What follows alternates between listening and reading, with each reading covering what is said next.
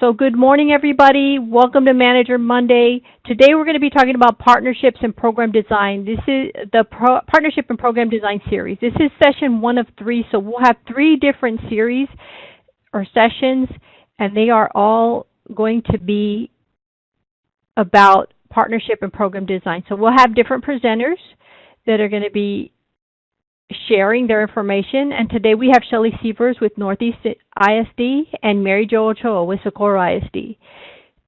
My name is Olga Escamilla, and we also have Robin Booth and Kelly Carnline who will be assisting. They are our moderators. So we want to give a big welcome to our presenters, and our first presenter is Shelly Sievers, and Shelly is an adult educator with 20 years of experience. She has experience with she's an American Red Cross trainer, a U.S. Air Force trainer, and most recently a member of the ESC Region 20 team. She's a trained PD master trainer for MTA and HART standardized trainings, and she also has a lot of information about TABE Class E and TABE 11 and 12. And she has a master's degree in education and a master's certificate in distance learning. Thank you, Shelly.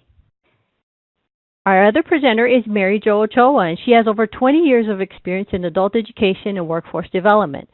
She's currently a Pathway Transitions Coordinator with Socorro ISD in El Paso. She's on the local workforce board and with Workforce Solutions Borderplex. She graduated from UT at El Paso with a bachelor's in business administration with a concentration in human resources. So thank you, Shelly and Mary Jo. And you will see the questions slide pop up. If there's any questions, please type them in now. But otherwise, if you'll see the question slide in the presentations, so please feel more than welcome to type them as the questions slide comes up, or anytime you have a question, we'll be monitoring the chat pod for your questions. So we really want this to be an avenue where we share information and where we ask questions, because if we don't ask questions, how will we know, or how will we get more information from our presenters? And that's the whole reason, or the whole purpose of this session. So without further ado, I want to turn it over to Shelly for her presentation. So Shelly, thank you so much. Hi, good afternoon, everyone. I should put up that on my list of things that I'm pretty good at, advancing slides. I'm really glad to see so many of you joining us during this lunch hour on a very, very busy Monday. Very pleased to see a lot of familiar names. Northeast Independent School District, part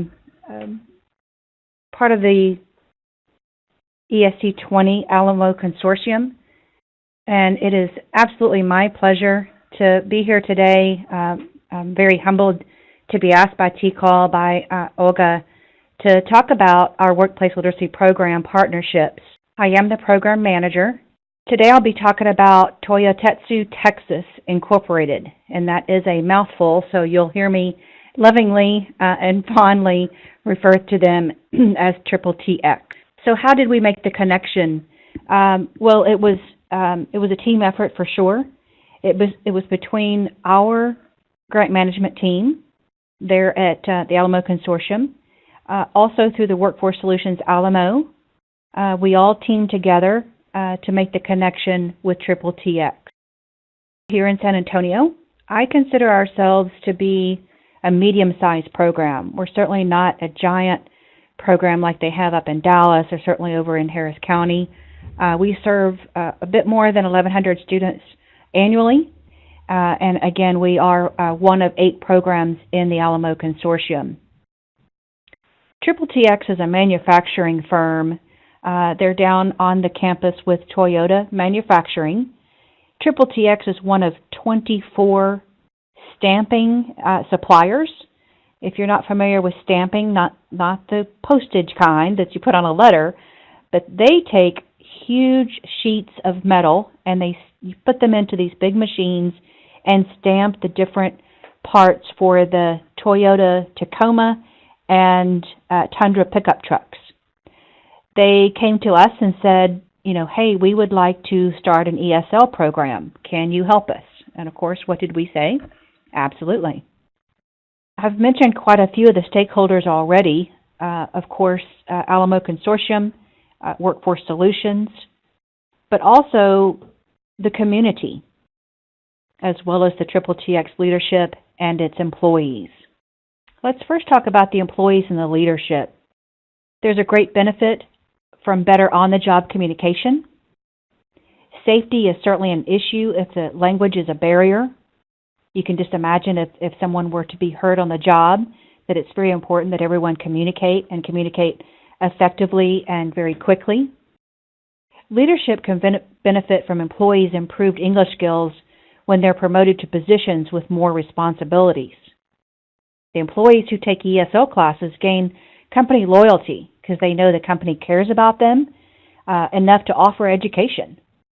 And this loyalty contributes to longevity with the organization, what I like to call fewer job hoppers. And certainly employees and their families benefit from higher increased wages. Community is indeed a stakeholder because there are potential applicants out there for employment with Triple TX. And as I mentioned, increased English skills may lead to promotion and or higher pay. Higher pay means more spending in the local community, so we are boosting our economy. TWC, Workforce Solutions, and the Alamo Consortium are certainly stakeholders as we build and nurture education and industry partnerships. It's our responsibility to serve our community. Our efforts are demonstrated with improved community economy. Stop here. I like to do this as Olga presented at the top of the hour, to put in these slides and this pause for questions to give you a chance to kind of catch your breath, kind of start marinating on some of the information that I'm sharing with you today. Does anyone have a question about Northeast and its workplace literacy program? Yourself, you can put your hand up, or you can certainly type into the chat pod. And Robin and Kelly will help me look out for those questions. A question that came to me privately in the chat pod. I will ask all of you to make sure that your chat pod is set to everyone. But the question goes like this. Do you work directly with this company's leadership? My answer is, well, yes and no.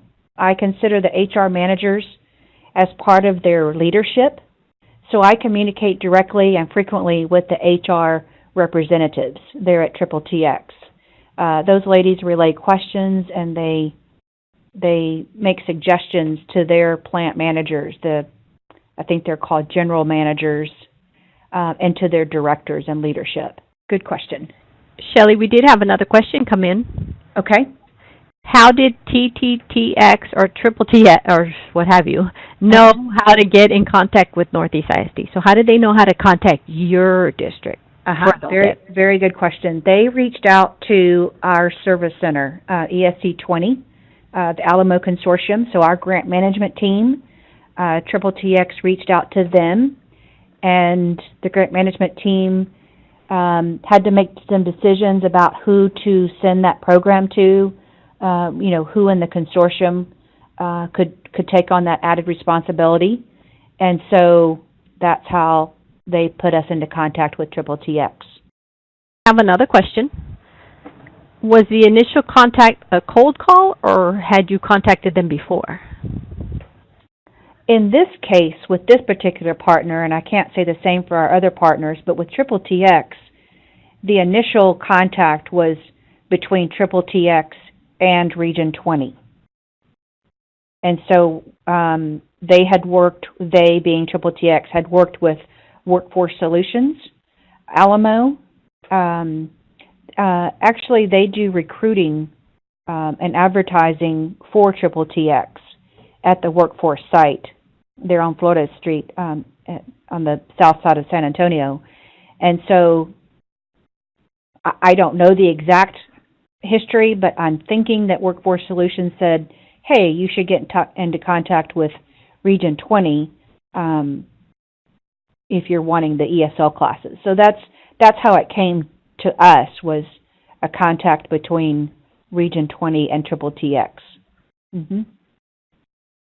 And to answer your question, I have not done cold calls per se, but I have put out some feelers to other industry leaders through LinkedIn. And I know that our grant management team is working hard to make those contacts with other industry potential partners. All right, very good. We'll move on then. So here I'm showing you my 5-phase process. I created this from lessons learned, and we'll talk about that here in just a little bit. But phase 1 is the initial meet and greet with the stakeholders. In this case, it was with Human Resources and their general management. That meet and greet can also include any follow-up face-to-face meetings. Phase 2 is the stakeholder survey. And I want to get into that with you a little bit here. It helps answer the question, how did we know what Triple TX needs or wants?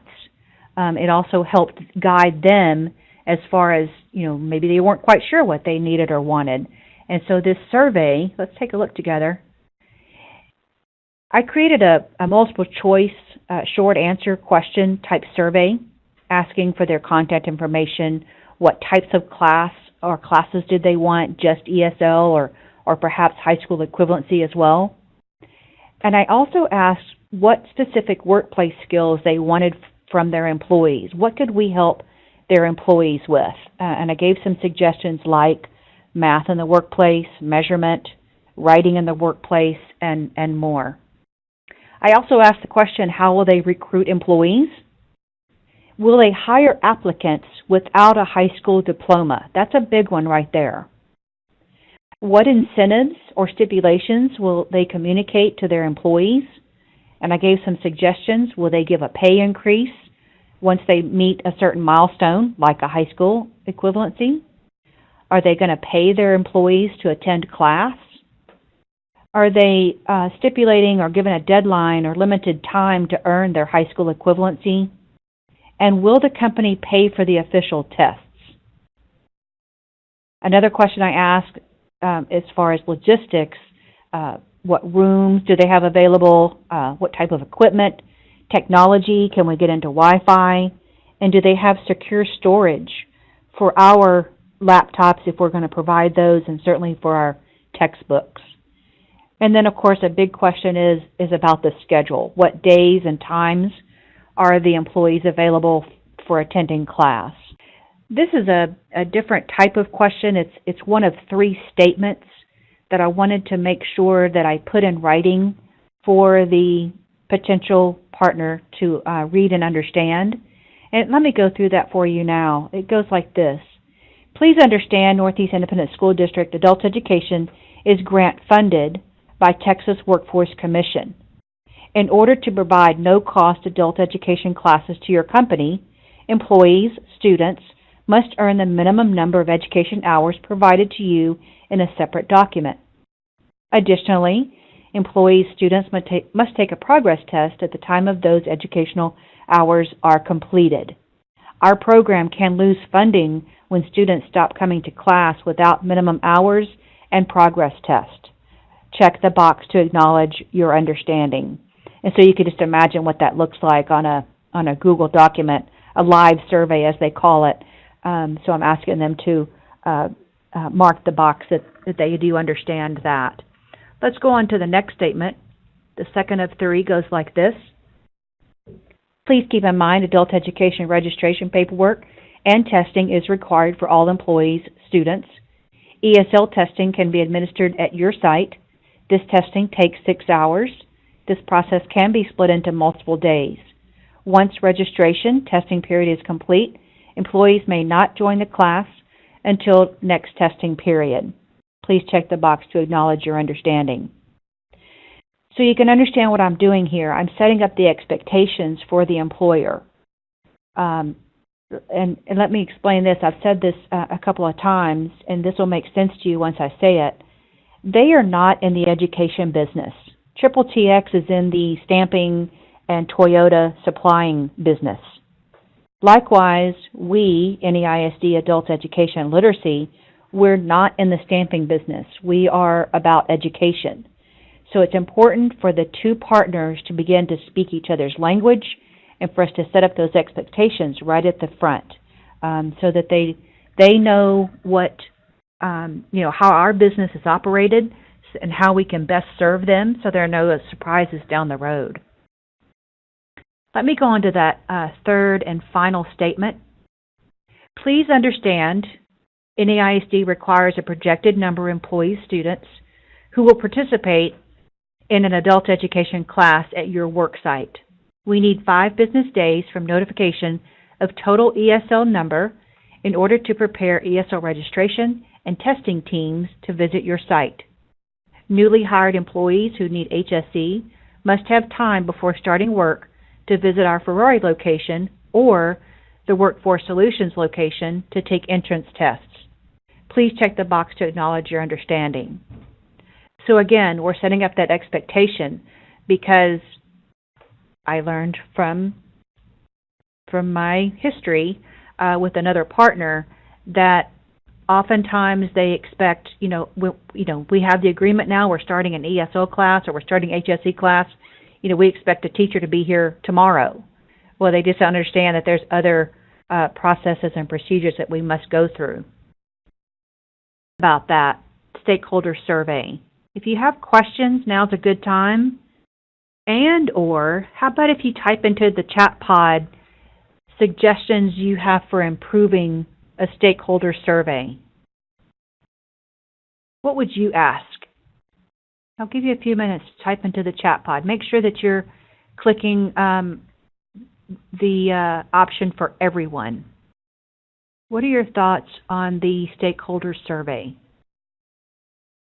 And I appreciate your comment. I think you probably understand the importance for those questions or those statements, that is. Okay, good, Mary Jo. Thank you. Did you complete the survey during your meet and greet? Actually, we did not. We didn't want to give them homework right away, but it did follow immediately after the meet and greet. Because when you sit down for these meetings, again, we don't speak each other's language per se, and so we didn't want to overburden them, or we certainly didn't want to scare them away during the initial meeting. And there's just no way to get to all of the details of how our business runs, during a, say a 1-hour meeting. So we felt like it was very important to get that in writing and what we're now calling the stakeholder survey. Anyone else have questions or comments about the stakeholder survey? Okay. All right. So let's move on then. I want to get back. I left off with phase 2, and now here we are at phase 3.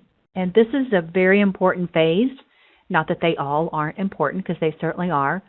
But this is the Memorandum of Understanding. This is a very important document we feel like to have for our partner to take what now have been answered from the stakeholder survey and develop an agreement between the industry, between the partner site and our own AEL program. It talks about the expectations. It talks about our agreement to place a teacher there on these certain days at this certain time. It goes through all the details. So that's a very important. Now, I will offer up to any of you who would like to see a template of what we use for our MOU. If you'll email me, I will certainly send an e-copy through the email back to you. I'm very happy to share our resources with any of you and all of you. Oscar asked the question, does our survey make up our MOU? Yes, absolutely. We take those answers, once we're starting to work through the very fine details of our new partnership and starting classes at their site, that's what helps develop the MOU. Phase 4 is recruiting. We work very closely with HR, with Triple TX HR, as well as the Texas workforce, the Alamo workforce. They play a big part in recruiting for us. And lastly, certainly not least, is implementation and maintenance. So here we are at the time to start the classes or class. I mentioned assigning the right instructor. This is someone who is an experienced educator and who can expertly contextualize the ESL and/or HSE lessons. Our instructional coach takes on an important part and a responsibility of coaching the workplace literacy instructors. Our IC, our instructional coach, very often visits our workplace sites to learn how she can help. Maintenance includes AEL leadership, analyzing and evaluating the class successes and certainly its challenges. Here about our contextualized lessons. Our instructors are now trained to use safety, teamworking, workplace math measurement, workplace writing, and self-assessment, just as a few examples. They also use lessons, from within the industry. They might talk about crane operation, or they might talk about sorting if they're including a math lesson, welding, etc. Our instructors ask for company-provided employee manuals to use in the class, like the employee orientation manual, the HR and benefits manual, maybe even their safety manuals. Those are great classroom tools. I'm often asked this question about the investment of time that we have. Well, my answer is it varies, because each organization has its own dynamics. We have been working with Triple TX since its inception in January of this year. Let's look more closely at that timeline very quickly here. We did start in January. We had our first sit-down meetings in February. Between February and March, we started working with their HR. And in late March, after spring break, we took our testing team down there to start with the registration and testing process. Then our classes began right at the end of March. And by April, we're starting to see some challenges in how we can be more successful. So we did some evaluating, did a lot of communicating through the spring months and into early July. And then as of right now today, we certainly do see a very, very bright future ahead. Earlier about the lessons learned, certainly their timeline versus ours. They work on a very different timeline. And so we have to make sure that we accommodate for them and make sure they understand what ours require. Purposeful procedures, I include there the face-to-face meetings, the stakeholder survey, also the MOU, also making sure that the instructional coach works closely with the classroom instructor. Those are all what I title as purposeful procedures. And on-time information. Certainly a lesson learned there is, sometimes we don't know what we don't know, and so it's important to try to forecast what issues might come up, like they close their factory for about 5 days during July, which is a nice thing, but we didn't know that until I think the day before. But anyway, that's what I mean by on-time information. When asked what are the keys to success, these are 4 that I include. Certainly the stakeholder survey, on-time communication, sharing of information, again, those purposeful procedures, frequent evaluation, that's a big one. That comes from leadership, and that's a big responsibility of mine as the program manager, is to make sure that I am keeping close tabs with the class, with the instructor, with the HR, with leadership over there at Triple TX, and to frequently do evaluations. I want to leave you with these final thoughts. It is very okay if you have not started your own workplace literacy program. It's not too late. It's very okay if you don't know where to start. By attending this webinar today, it might plant some ideas in your head of, hey, that doesn't seem so hard. I think I can do that. Or you might have the idea now, oh, I know who Shelley Sievers is. I can get in touch with her and ask her questions offline. You are definitely encouraged to reach out, not only to me, but to those many, many programs across the state who are very successful with their workplace literacy programs. As promised, here's my email. Please reach out to me. I invite you to send me an email. You can drop questions to me anytime. I want to thank all of you for attending today's webinar, and I will pass it back to Olga now. Thank you all very much. Thank you so much, Shelley. Now, if you have questions, oh, there's a question, Shelley. So while we're transitioning to Mary Jo, Oscar wanted to know, do you offer workplace literacy students the DL options, and do they avail themselves of it? Yes, absolutely. That's for sure. We do offer our distance learning options to ESL and HSE students, and they do take advantage of it. Not as much as I would like for them to, but I give them a little slack because they do work very long hours. Manufacturing business like that is shift work, so I give them a little slack. John asked this question: how are these classes promoted by Triple TX to encourage attendance, and how does HR talk to management to explain the benefits?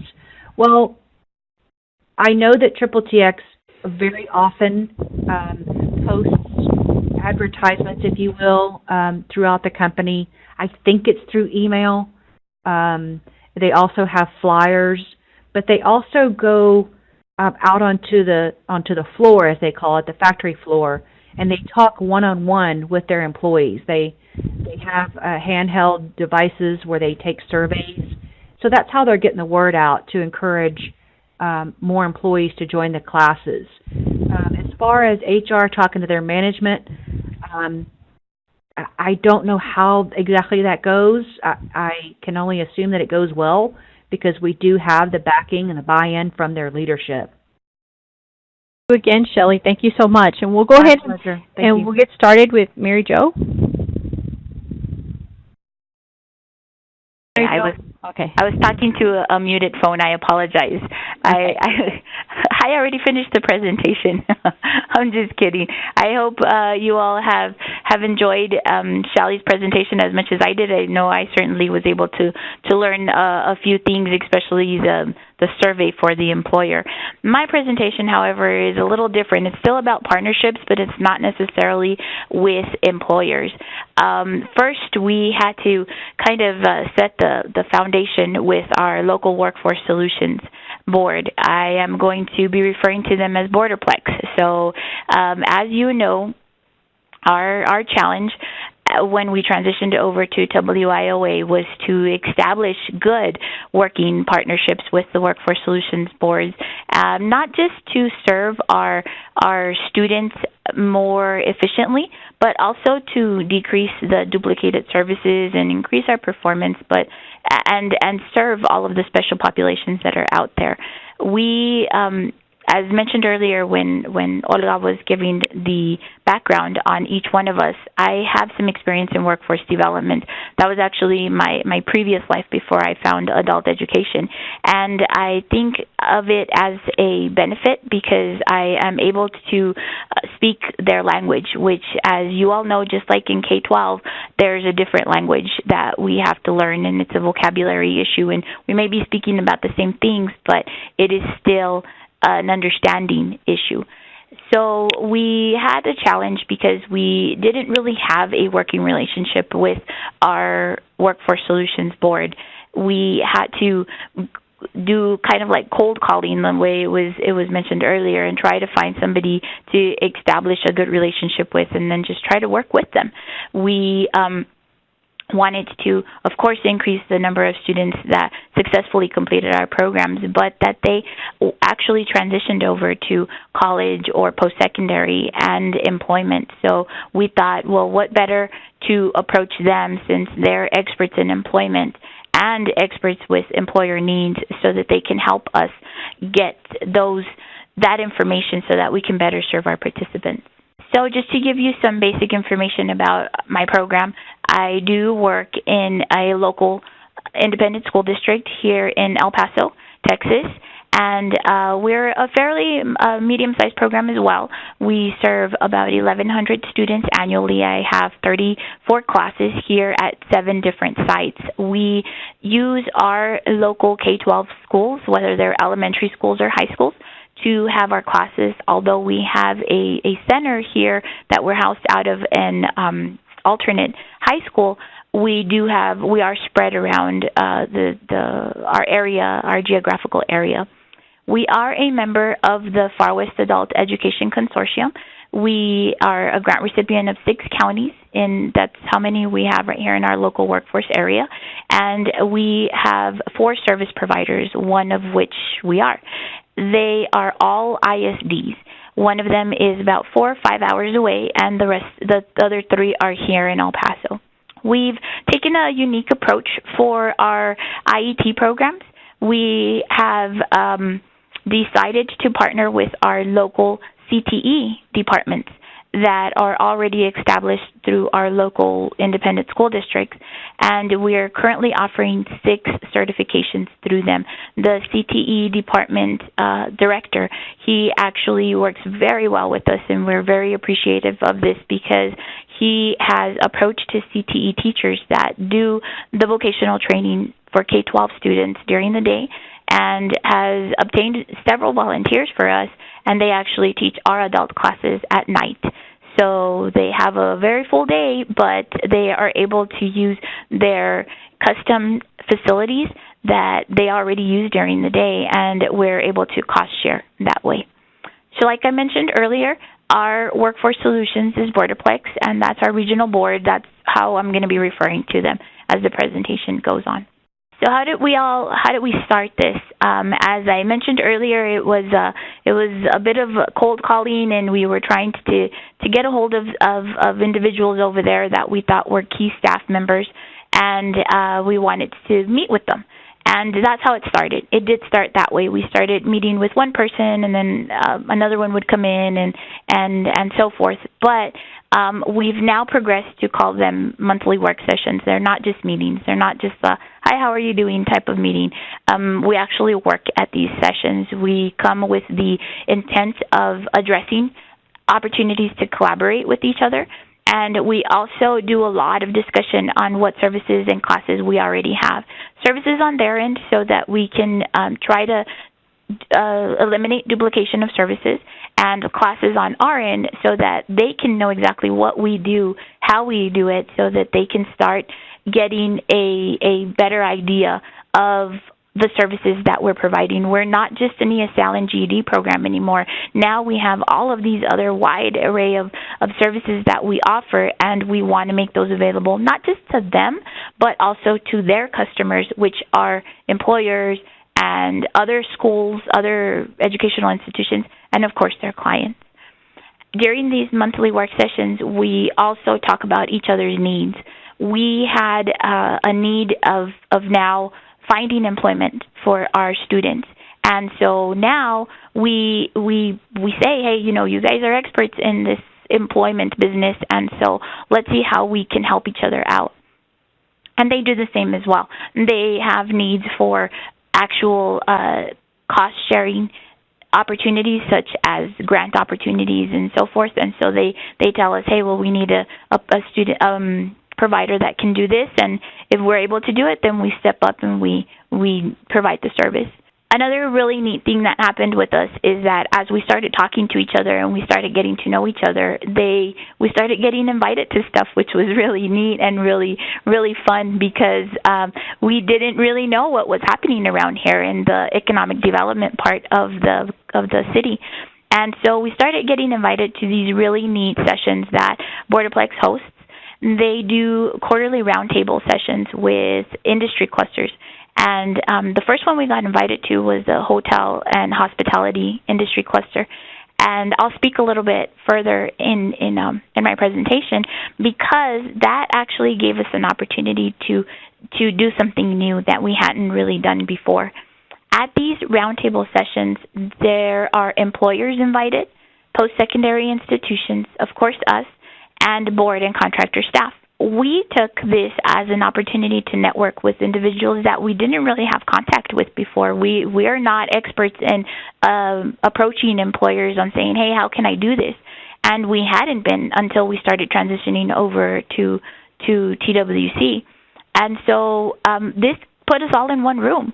We were there. We were able to talk to each other. And the really neat thing about it is that these sessions were focused on meeting employer needs. This gave the employers a platform for them to talk about what they need in their employee. And we were there to listen. And we grabbed this as a really nice chance for us to align our courses to what they actually needed, or maybe create something new. I think that in our case, we are very uniquely situated where we can do it very quickly. We can develop a course quickly, and we don't have to get permission from a specialist and then get the approval of a dean and then another dean and then the president or anything like that. We're able to do it here and pretty immediate. And that's how we were able to approach employers with that service. It's a quick turnaround time as opposed to having to go all through, jump all of these hoops and other things for us to be able to, for them to be able to get what they need. These sessions also gave us the opportunity to learn about the local labor market. We have forums and we have reports, but again, like I mentioned earlier, we weren't in the employment business. We were in the education business, and now we actually got to see that what we do matters, and it's actually affecting the students in whether it's helping them get a job or maybe they're not being prepared. And what we're able to do now is that we can see, we're not that far-fetched in the services that we started providing at the beginning, even though we didn't have a relationship with them. We weren't that far-fetched. We're right on track, and we're providing services that are in demand, and our students are able to get employed. One of the other really neat things that came out from these initial meetings was that they offered our marketing assistance for our programs. I don't know about you, but I'm not a marketing person at all, and so if you ask me to do a flyer, it's going to be wordy, it's going to be boring, and maybe I'll add a graphic here and there, but I'm not a seller that way, and they are, and they had state-of-the-art equipment. They had access to real marketers and individuals who know how to do this. So they actually went ahead and offered to do some flyers for us, some special, really neat-looking flyers, and also brochures. The brochures were for the whole consortium, the services that are available throughout our consortium, and they were used to distribute. They distributed them during the workforce centers. As individuals came by, the career navigators and the center staff were able to learn about what we do, and they had this neat flyer right in front of them. They would hand it out to the students or to their clients, and that's how we knew that they were coming in. It was a real partnership with they were helping us on our weaknesses, and then we were helping them with their weaknesses as well, and it started working out. Before I move on to the actual results of these major 3 things that we had, I wanted to check to see if you all had any questions. Thank you, Trained PD, for explaining what CTE means. It's Career Technical Education, and that's the department here in the local school district where a lot of high school seniors leave our departments our schools with industry recognized certifications, and they're taking the classes during their K-12 core curriculum.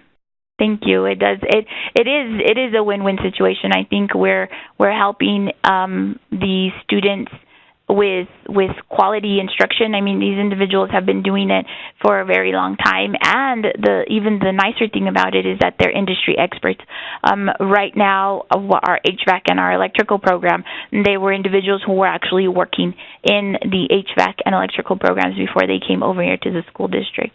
I do have a question that I got privately, and it says, how long did it take to get a viable partnership? Honestly, it took about 2 years. There was a lot of turnover at board staff, and so every time we would go and we would meet with one person, it would just be that one person. And then we would set up a future meeting and say, okay, well, let's meet in a month from now or 2 months from now. And then that person was no longer there, so we had to start from scratch. Okay, well, this is Mary Jo, and this is what we do. And it was a little tough on that part because we had to start from scratch over and over again.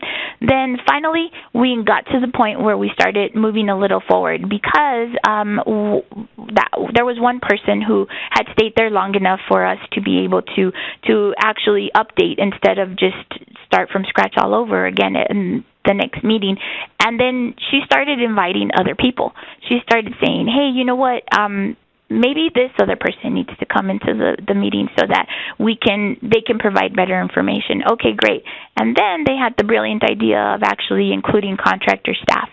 And these are the individuals who do the direct contact with the students, with the clients. And that seemed to remain pretty consistent. They were, aside from the consistency of coming every month, they actually also were very enthusiastic when they realized that we could eliminate duplication of services. And that was really key for both of us on both of our ends because they were spending money on, for example, a GED tutor. They had GED tutoring at their centers that was funded. They had to have a full-time staff member there. Well, all in the while we're a few blocks away and we're having free GED classes. And so we didn't know this until we started talking to each other. Now they were able to say, okay, we're not going to do GED tutoring at our center anymore. We're going to send them to you, or you can send a teacher to our centers. We can have classes here, and now we can use our one staff member to do something else, to be career navigator or what have you. So luckily, those things are able to now we're at work sessions. Now we're talking to each other. Now we're being able to refer to it, but it didn't just start off like that. I think those are the only questions we have, so I'll move on to the results of this integration. And when I start talking about this, and I've spoken about it before, and I think it's not that much of a I don't see it as rocket science. We did those three things. We started talking to each other, and I don't think it's completely out of the ordinary. What shows me that it's a little out of the ordinary are the results, because we did have major results from this where we can say, okay, now I'm able to have a better referral process. This wouldn't have happened if we had not been talking to each other and wanting to work with each other. The referral process in the past was really none. We would send people over, they would send people over here, but we had no way of tracking it. We didn't know how many were being sent. We didn't know how many we were serving. And then also, we didn't know how many people we actually helped. So they had a system that tracked their participants internally for different programs, and they said, when we were talking, they said, hey, what about if we use that? So we do. It's an online system. It's secured. So it's secured transmission of PII, which is really neat. And the clients get screened by the career navigators first. And they start, they do their objective assessment, and they're talking, and then it turns out, they're in need of AEL services. And then they send them over to us. They enter the information into a system. We get an email, and we've committed to make contact within 24 hours of the email that we receive. All of the information in that portal has all of our information as far as all of the programs that we offer, where the sites are at, and what they're interested in. We're also able to make reverse referrals. For example, one of our students is already a student with us here, but they need supportive services or they need employment services. So we enter their information, we send it on through, and then they make the contact again within 24 hours. Another result of our partnership is that we are now partners in grants. They know what we do, and so now they're able to either approach us before they write a grant, and then they say, hey, this is something that's right up your alley. How about we do it together? And that's great because we had never done that before. On the contrary, we were always like sending it to them, and we would get no feedback. So now this is a good thing for us to be able to work together. And in about 2 years ago, we were approached and we were written into a grant. It's a DOL grant, and it is, I'm not sure if y'all have heard about it, but it's called Youth Build, and then most recently a Reboot. So they're IET programs, and we're funding the GED instructor, the contextualized GED instructor, and the construction IET is receiving NCCER certifications, and the Reboot is receiving A+ certifications for the youth program. The other neat thing about this was that we were able to develop new programs. Like I mentioned earlier about the hotel industry cluster meeting, we were able to develop a program specific for employers that requested certain employability skills. And it wasn't so much the whole vocational content of the hotel industry. It was a lot like, let's make sure that these people are multitaskers, that they're able to work in team, that they're able to come on time. And so we started with that, but then we decided to add the certifications from the American Hotel and Lodging Educational Institute because it was making our students more employable. So far we've had several cohorts on this, and it's been pretty successful to where I'm getting requests from other hotels. We're having a hotel boom here in El Paso, and that they want to partner with us. So we're thinking of actually doing like a workplace literacy with them here in the future. Another program came out from the development of a construction industry. The employer, again, requested specific employability activities, and we're right now in the planning stages with a workplace literacy class for a local contractor association that services a lot of different industries. And these last two are my favorite, so I know we just have 2 minutes left, but I think that one of the really neat things about this is the elimination of duplication of services. Now we're focused on employment, so they do a lot of stuff with employment. Mostly workforce preparation activities. They do a lot. They do presentations, resume writing. They do all sorts of neat employment scenarios over there at their sites. And so when we started talking to each other, we realized that, hey, that's what we needed. Can you come do it at our site? And they did. They would come and they would do them at our site. They also have this really neat 2-week curriculum that was customized for our IET completers 2 years ago. And they went there, and it's a lot of job readiness skills. It's, of course, they look at their resume again, and they refresh it, and they make sure that it is up to par with their employment needs. We have taken over the Work in Texas registration. We actually do that here for all of our students during the basic skills classes, and I'm speaking about IET programs, because we realize that we can do that, and that's one of the activities that we have the students grab their knowledge of all of the information that they have, all of their skills and abilities, and so let's put them in there.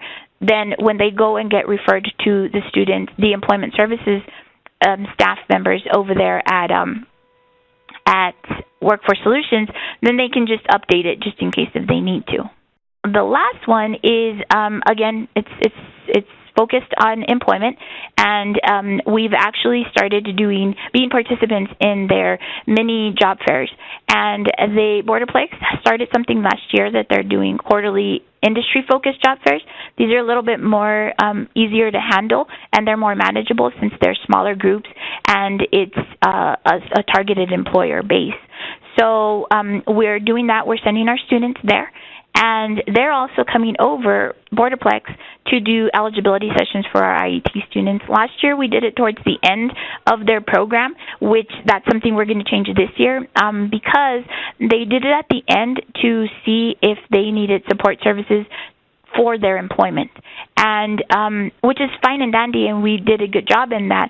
But now I want to do it at the beginning so that we are able to so that the students know what the resources are available at the beginning. They might not need it at the beginning, but if something comes up throughout the course of their program, then they'll know to go to us and to them before just dropping. We also have a job referrals, and after the eligibility sessions that they came to, we had a group of about 30 individuals that came on over, and if they did their program eligibility, if they were not eligible for WIOA, whether it's adult, dislocated, or youth, then they went right next to the person next to them to the employment services so that they can get direct hire job referrals. Okay, and I have a question. I think we have. Yes, the question was in terms of the construction industry partner that you're working on. Are you going to have like an internship or an apprenticeship piece to that? So the one with the specific employer, he is the president of an association that's made up of like HVAC, fire sprinkler companies, and electrical. And what he wants us to do right now is that he wants to help him with the ESL component of the workplace. And for safety reasons and to make sure that they're able to communicate with the foreman, able to communicate with, write reports and all of that right now. So we don't, for that particular employer, we don't have that. However, we do have a electrical pre-apprentice program that just this year we're making it a pre-apprentice program. So whoever graduates from here will have an option of going either to a unionized electrical apprenticeship program at the end of the one semester, or go with an employer apprentice program, which they are available as long as they're certified employers that have electrical journeymen there, and then they'll let them get their hours there. So far with the first employer, we're talking about workplace literacy focused on ESL and maybe math for the measurement ideas. Okay, so I think that's it for me. Thank you for clarifying all of my abbreviations. No, thank you so much, Mary Jo. We really appreciate both yourself and Shelley coming on and sharing all this information. You have Mary Jo's information here. You know, it's great to have you as a resource because you've been through it, and, you know, we don't want everybody to be going through the same experiences, or we want them to learn from what you've provided. So we really appreciate your sharing this information because it's great to hear the benefits of being partners or collaborating with workforce. I mean, look at all the things that y'all are collaborating on, and it's great to see that this is happening. So thank you so much for sharing, both you, Mary Jo, and Shelley. Thank you so much. Thank you. So does anybody have any questions before we sign off? There's comments. Thank you, Mary Jo. Very useful information. Thank you both for all this information. So very good. Any other questions? We're going to give you a little bit of, maybe a minute, and if you're typing something in, please do send it. But otherwise, if there are no other questions, we'll stay on. Thank you. Looking forward to the next session. Thank you, John. We'll go ahead and stay on for just a couple of minutes, but thank you all so much for attending. Okay. Looks like everyone is logging off, so I don't think we're going to have a lot more questions. Thank you, Mary Jo.